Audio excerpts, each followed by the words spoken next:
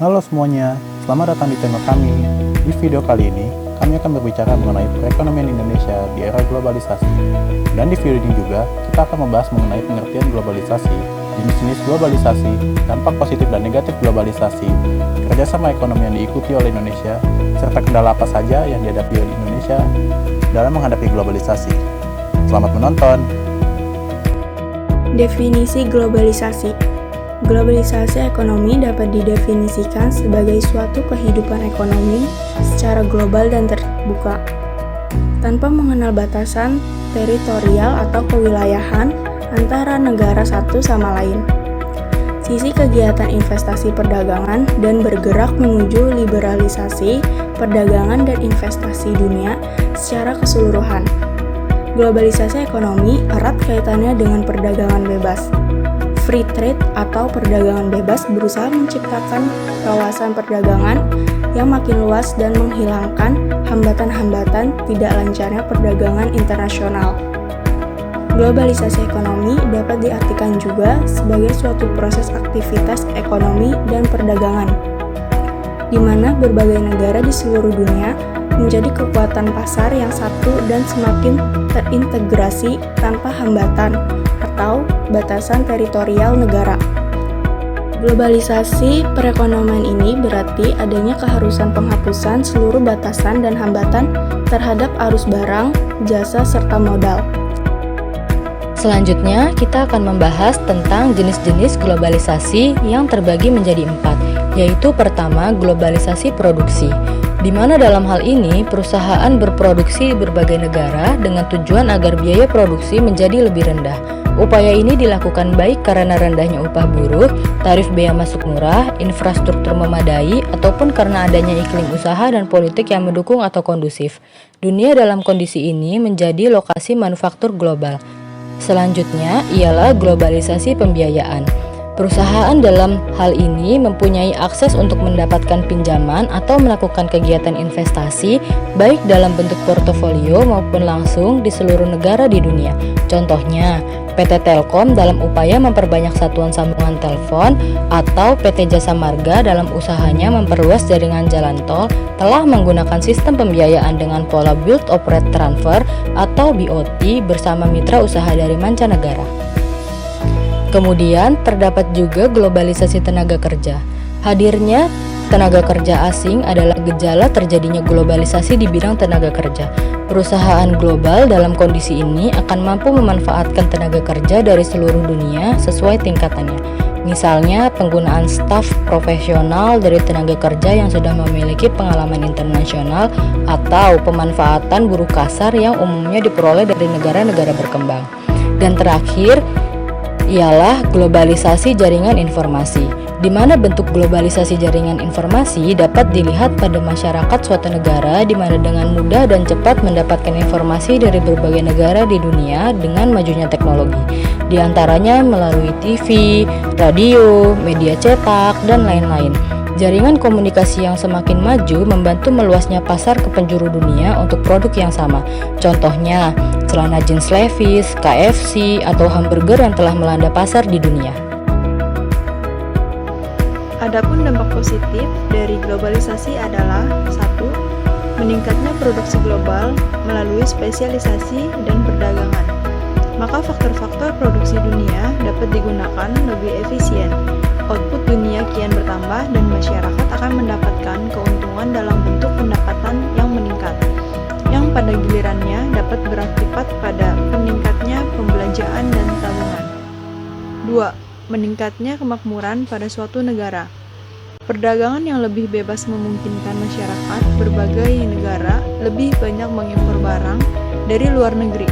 Ini menyebabkan konsumen mempunyai lebih banyak pilihan barang. Selain itu, konsumen dapat menikmati barang dengan harga yang lebih rendah dan lebih baik. 3. Meluasnya pasar produk domestik. Perdagangan luar negeri yang lebih bebas memungkinkan setiap negara mendapatkan pasar jauh lebih luas dibanding pasar dalam negeri. 4. Memperoleh lebih banyak modal serta tingkat teknologi yang lebih baik. Modal yang dapat diperoleh dari investasi asing dan terutama dinikmati negara-negara berkembang akibat kekurangan modal dan tenaga terdidik serta tenaga ahli berpengalaman. 5. Menyediakan dana tambahan bagi pembangunan di bidang ekonomi. Pembangunan di berbagai sektor lainnya bukan hanya dikembangkan perusahaan asing, namun terutama investasi dari perusahaan swasta dan domestik. Perusahaan ini kerap memerlukan modal dari bank atau pasar saham, dana luar negeri terutama dari negara maju yang masuk pasar uang, dan pasar modal dalam negeri membantu penyediaan modal yang dibutuhkan.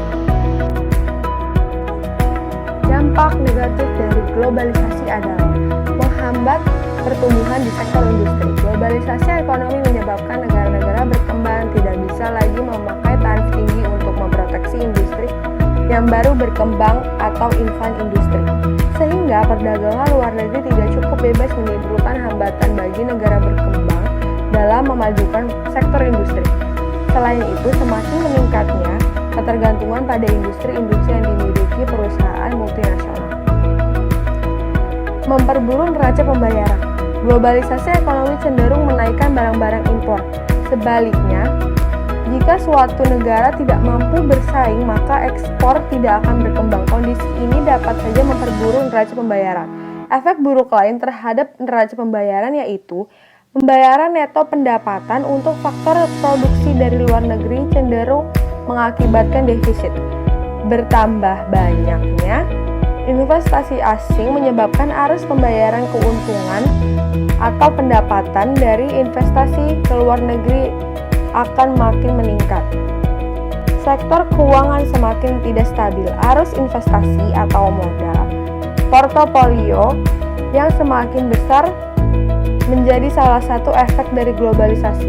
Investasi dalam hal ini terutama meliputi partisipasi dana dari luar negeri ke pasar saham. Di pasar saham mengalami peningkatan, dana ini akan mengalir masuk, neraca pembayaran bertambah baik dan nilai uang akan bertambah baik. Dan sebaliknya, di saat harga-harga saham menurun, dana dalam negeri akan mengalir ke luar negeri. Neraca pembayaran cenderung makin buruk serta nilai mata uang negeri akan merosot. Kestabilan di sektor keuangan ini dapat menimbulkan efek buruk pada kestabilan kegiatan ekonomi secara keseluruhan. Memperburuk prospek pertumbuhan ekonomi jangka panjang. Apabila hal-hal yang dinyatakan di atas berlaku dalam suatu negara, maka dalam jangka pendek pertumbuhan ekonominya makin tidak stabil. Dalam jangka panjang, pertumbuhan yang seperti ini akan mengurangi laju pertumbuhan ekonomi. Pendapatan nasional dan kesempatan kerja akan semakin lambat pertumbuhannya, dan masalah pengangguran tidak dapat diatasi atau malah semakin memburuk. Selanjutnya, kita akan membahas mengenai APEC atau ASEAN Pacific Economic Cooperation. APEC merupakan organisasi kerjasama ekonomi regional di kawasan Asia Pasifik. APEC pertama kali dibentuk pada tahun 1989 saat pertemuan tingkat menteri negara-negara Asia Pasifik yang diadakan di Canberra, Australia. APEC adalah forum ekonomi untuk meningkatkan kerjasama dan liberalisasi perdagangan yang meliputi semua negara ekonomi besar di wilayah Asia Pasifik. Negara-negara anggota APEC berjumlah 22 anggota. Tujuannya adalah untuk meningkatkan kesejahteraan dan pertumbuhan ekonomi di kawasan Asia Pasifik, serta meningkatkan kerjasama ekonomi melalui peningkatan volume perdagangan dan investasi.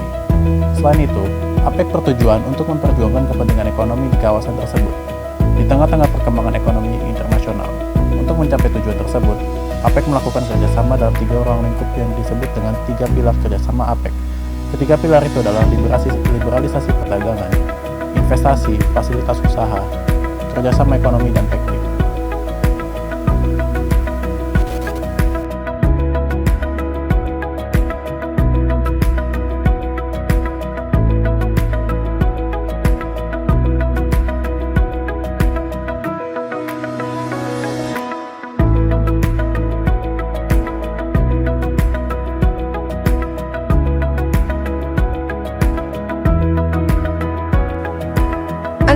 AFTA atau atau ASEAN Free Trade Area. Didirikan pada tahun 1992 di Singapura pada saat berlangsungnya konferensi tingkat tinggi ASEAN ke-5.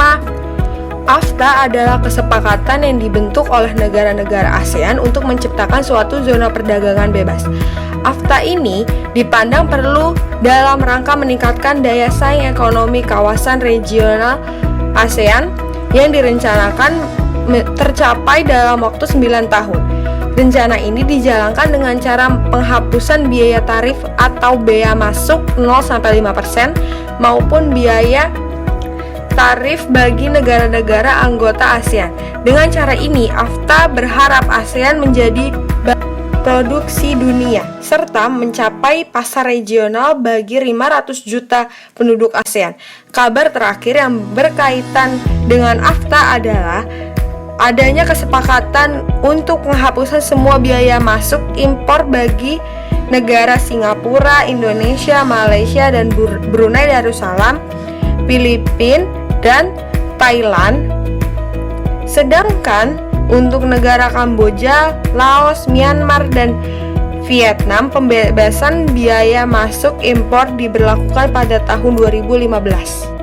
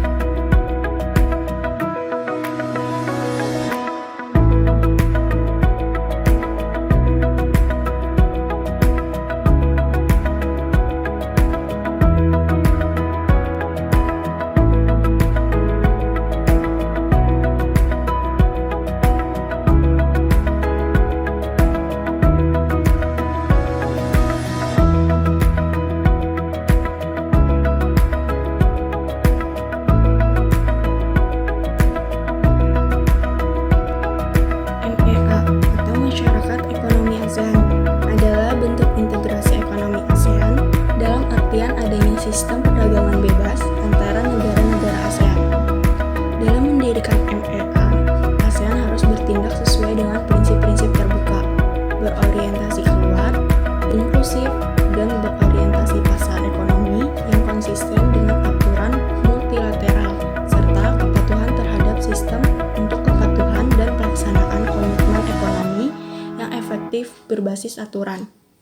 Karakteristik utama masyarakat ekonomi ASEAN atau MEA, yang pertama, pasar dan basis produksi tunggal, yang kedua, kawasan ekonomi yang kompetitif, yang ketiga, wilayah pembangunan ekonomi yang merata, dan yang keempat, daerah terintegrasi penuh dalam ekonomi global.